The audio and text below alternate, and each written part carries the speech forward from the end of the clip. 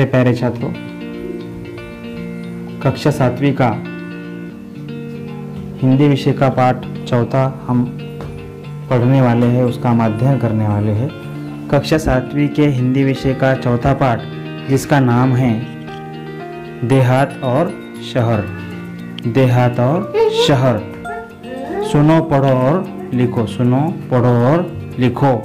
देहात और शहर। देहात यानी ग्रामीण इलाका और शहर यानी जो विकसित होता है, गांव से बड़ा होता है, विकसित होता है, जहाँ पर विकास तेजी से होता है, ऐसा बड़ा गांव या फिर उसे शहर कहा जाता है। अभिषेक पांडेय जी ने यह पाठ की रचना की है। जन्म उनका 29 जनवरी 1992 मुंबई में हुआ। महाराष्ट्र राज्य के परिचय। समसामयिक विषयों में अभिषेक पांडेय जी की विशेष अभिरुचि एवं लेखन रहा है।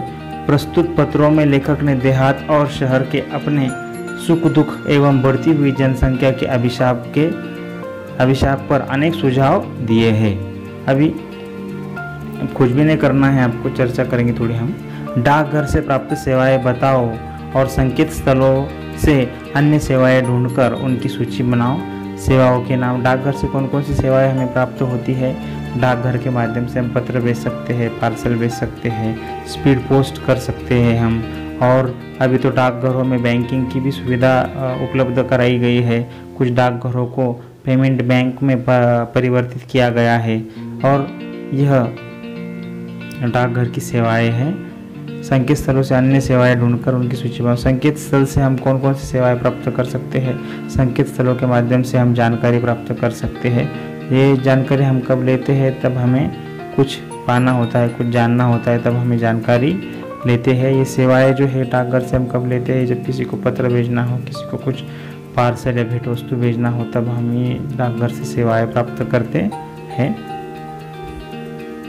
आगे जाएंगे अब हम। देखिए, दिनांक 1 अगस्त 2017 यह देहात ने शहर को पत्र लिखा है। प्रिय मित्र शहर, नमस्कार।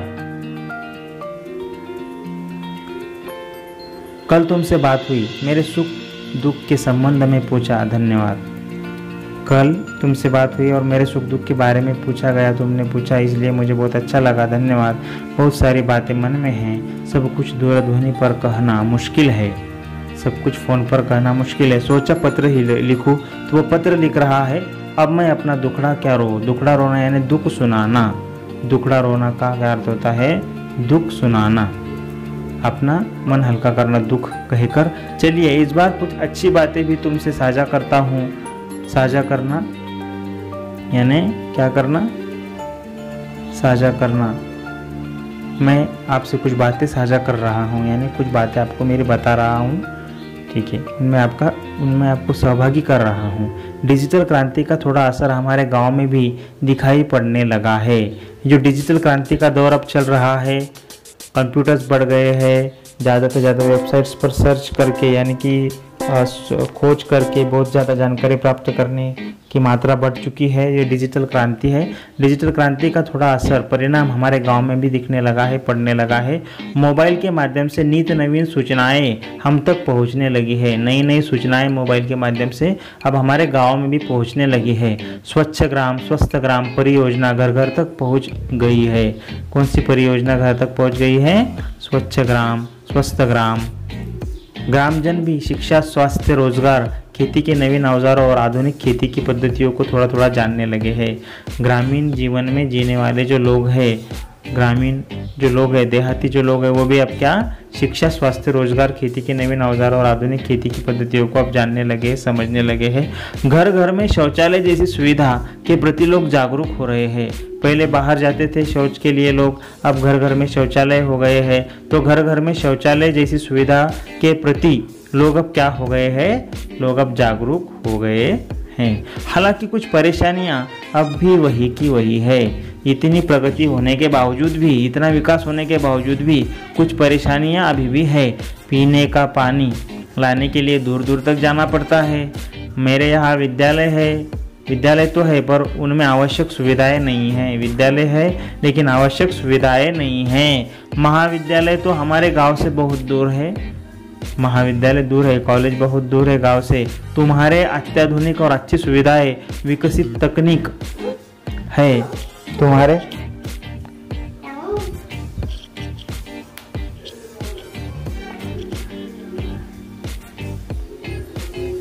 तुम्हारे बारे में सोचता हूँ तो लगता है कि तुम्हारे पास अत्याधुनिक और अच्छी सुविधाएं, विकसित तकनीक है। देखिए, शहर में अच्छी सुविधाएं है, विकसित तकनीक है। तुम्हारी दिन दूनी रात चौगुनी उन्नति हो रही है। दिन दूनी रात चौगुनी यानी तेजी से विकास हो रहा है। तुम कितने सुखी हो। यातायात के आधुनिक साधन, पक्की चौड़ी सड़कें, यात्रा की साधन जो है वो बहुत ज़्यादा है, आधुनिक साधन है शहर में। पक्की चौड़ी सड़कें, बड़े बड़े शॉपिंग मॉल और 24 घंटे बिजली की सुविधा तुम्हारी शान में 4 चांद लगा देती है, तुम्हारी प्रगति को और बढ़ा देती है। कभी कभी मन बहुत उदास हो जाता है, कभी कभी मन प्रसन्न हो जाता है। एक ज़माना था जब मेरे यहाँ बहुत खुशहाली थी। एक ज़माने में गांव में बहुत खुशहाली थी, चारों तरफ हरियाली थी, पर अब पहले जैसी रौनक नहीं रही, पहले जैसी प्रसन्नता नहीं रही। मैं असुविधा, बेरोजगारी, आपसी झगड़े, गुटबाजी, अशांति जैसी समस्याओं से घिरता जा रहा हूँ। कौन कौन सी समस्याएं हैं गांव में? बेरोजगारी है, लोगों के हाथ को काम नहीं है, असुविधा है, आपसी झगड़े है, गुटबाजी है और अशांति छाई हुई है देहात में। देखिए, गांव का विकास देश का विकास होता है। इस पर हमें संवाद सुनना है, सुनाना है, अपने विचार व्यक्त करना है। देखिए, यहाँ के कुछ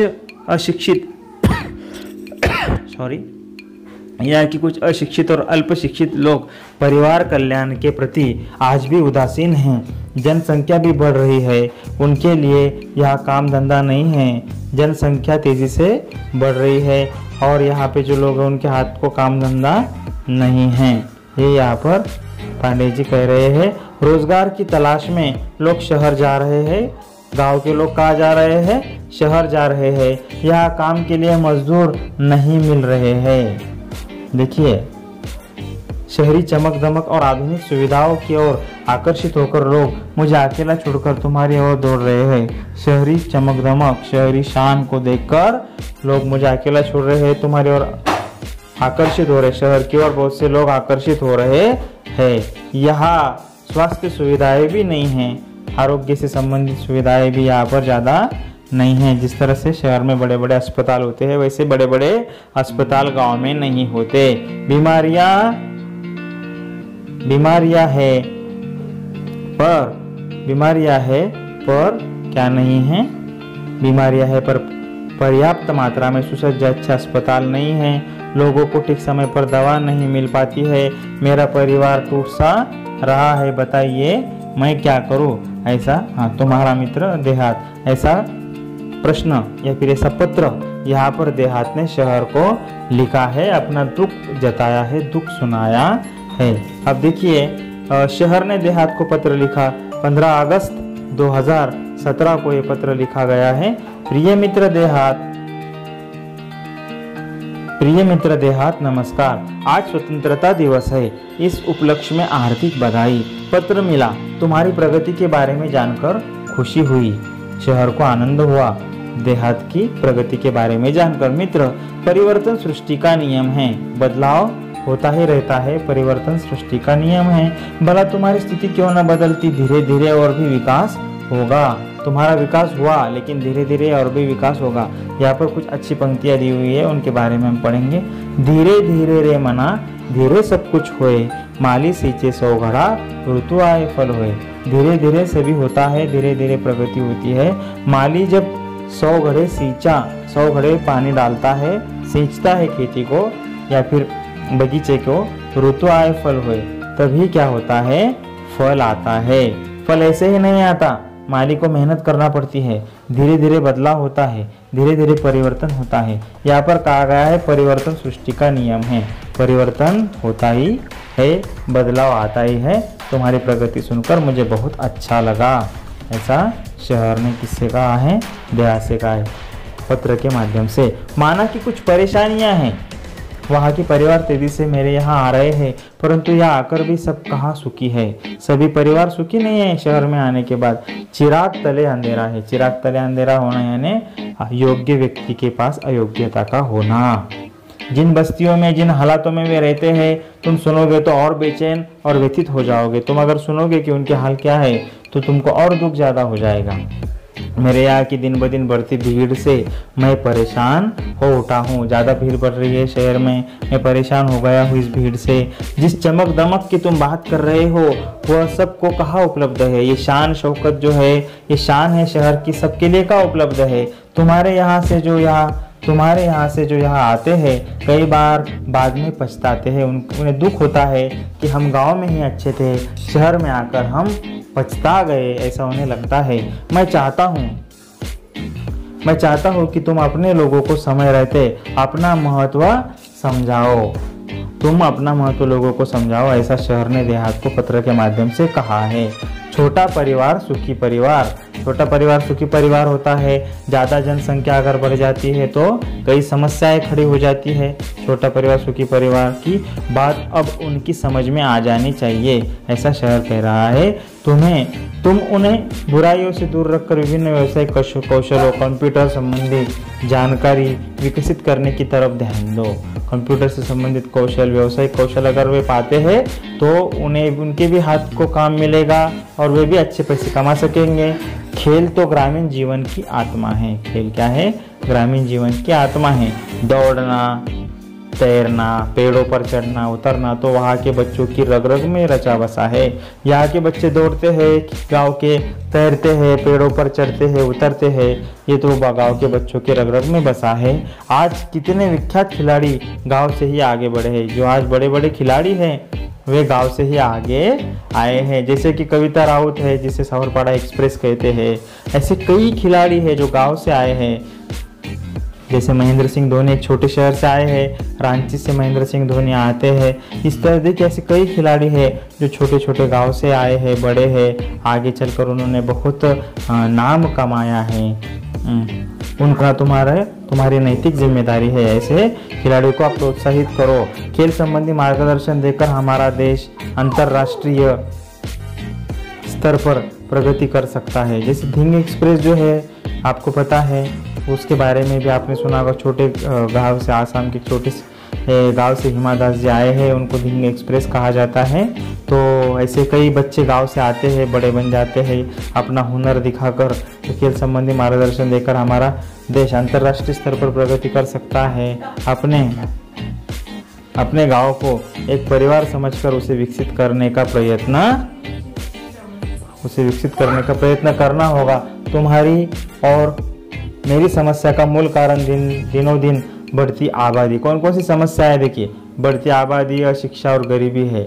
अगर हम शिक्षा प्राप्त करेंगे तो हमें क्या होगा? हमें रोजगार प्राप्त होगा।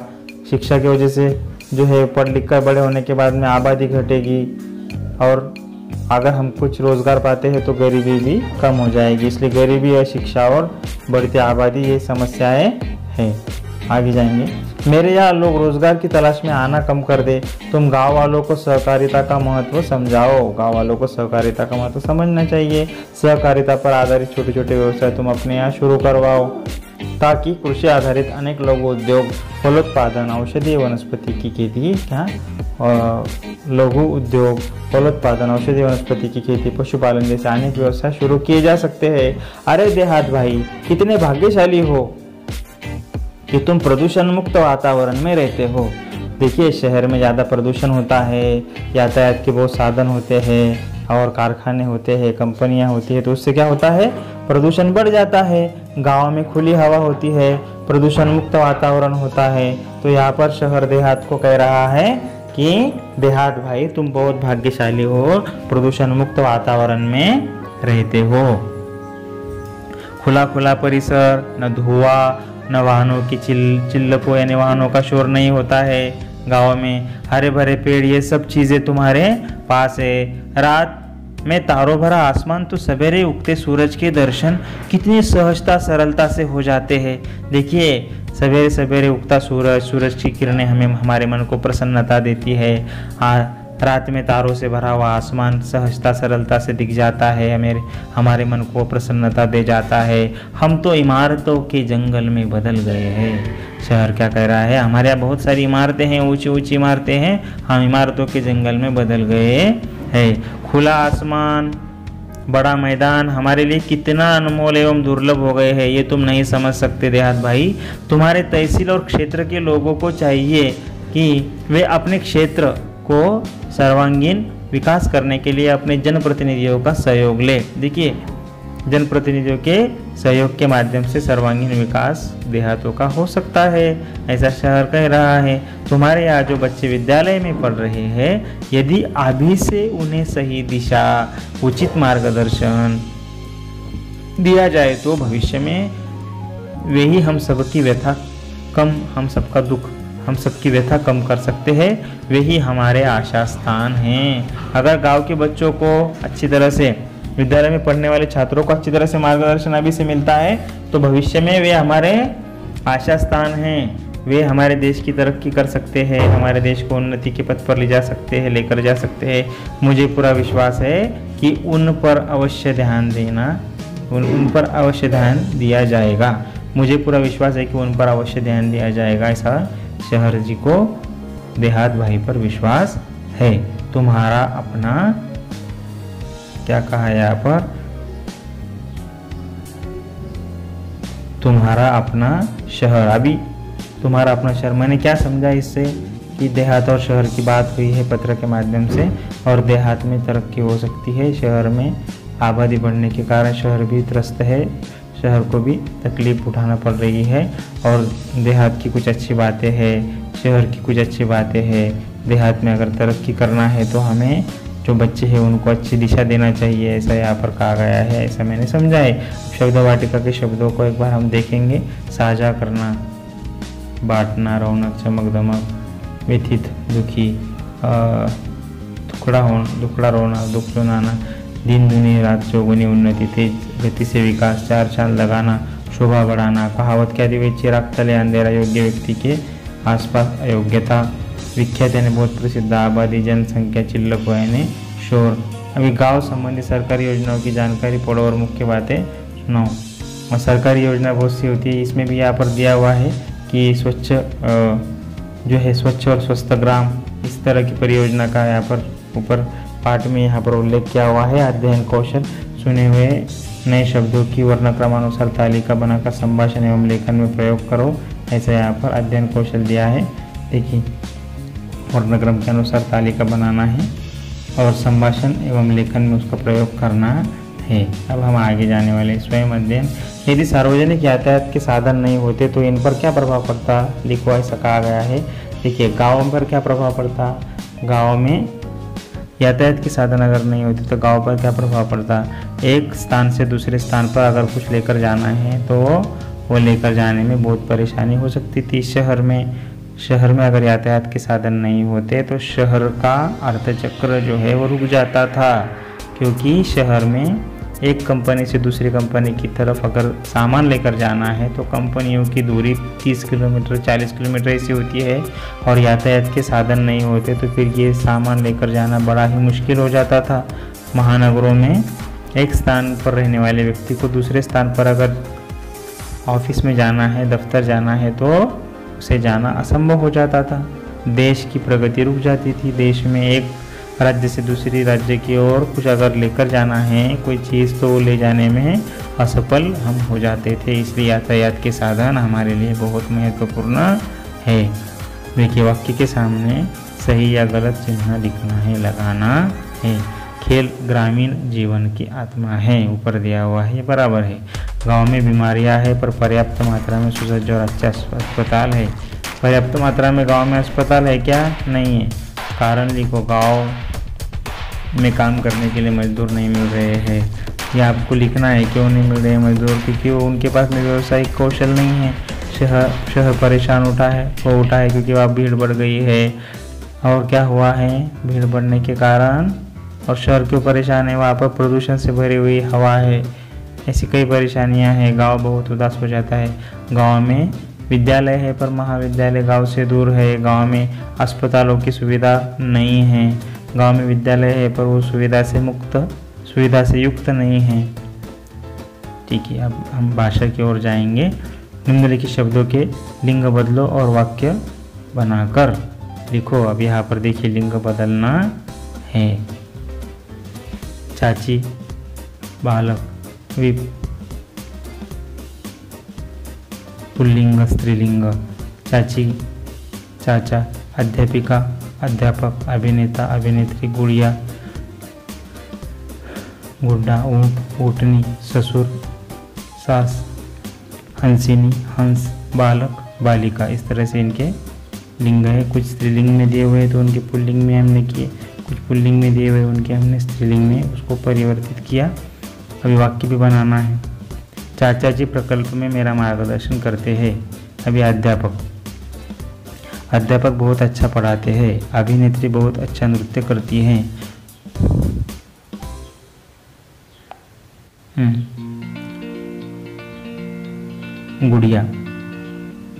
गुड्डा खेल रहा है। ऊँटनी चल रही है। ऊँटनी ने घास खा लिया। ससुर, सास ने मेरी माँ की तरह खातिरदारी की। सास ने मेरा माँ की तरह ख्याल रखा। हंसिनी, हंस बहुत सुंदर तरह से उड़ रहा है। बालिका बहुत अच्छी तरह से, बहुत सुंदर तरह से हंस रही है। चाचा काम करने के लिए दफ्तर गए हैं। इस तरह से हमने भाषा के इस संबोधक का अध्ययन किया और उसके दिए हुए शब्दों के लिंग बदलकर उसका वाक्य में प्रयोग भी किया है। इस तरह से हमने देहात और शहर इस पाठ का अध्ययन किया है। इस पाठ का आप भी अध्ययन कीजिए और इसका अच्छी तरह से अध्ययन करने के बाद में जो स्वाध्याय दिया हुआ है उस स्वाध्याय के प्रश्नों के उत्तर भी आपको लिखना है।